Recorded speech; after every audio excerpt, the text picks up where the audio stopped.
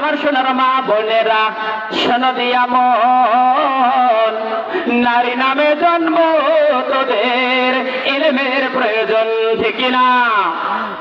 নারী নামে জন্ম তোদের পর্দার প্রয়োজন ঠিক না?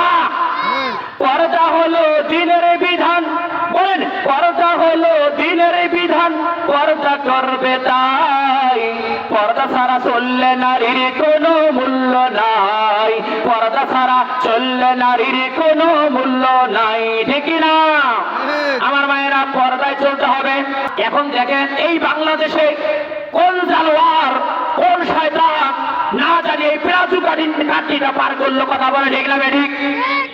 অসংখ্য মায়েরা প্লাজুর পাগলা, কথা বলে ঠিক না বেঠিক? আমার মায়েরা যারা আমি গুনাহগারের কথাটুকু শুনতেছেন, এ মা গভীর কান লাগান, কোন মুসলমানের সন্তান প্লাজু করতে পারে না, কথা বলে ঠিক না বেঠিক?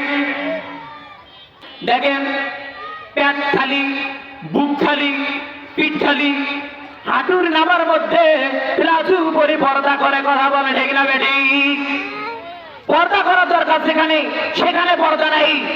দেখা যায় একদম tight fitting blouse, tight fitting জামা, অথচ যেদিকে অঙ্গ প্রত্যঙ্গ গুলো মানুষদেরকে করা হবে সেই দিকে ঢোলা নেই।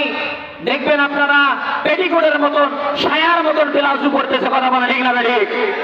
এই জন্য আমার মায়েরা গভীর কান লাগান, কোন মুসলমানের সন্তান প্লাজু করতে পারে না। কোন শয়তান এই কাঠিটা বাংলাদেশে পাস করলো আমি জানি না, আমার ব্রেন কুলাচ্ছে না। আমার মায়েরা আপনারা প্লাজু করবেন না, প্লাজু থেকে আপনারা বিরত থাকবেন।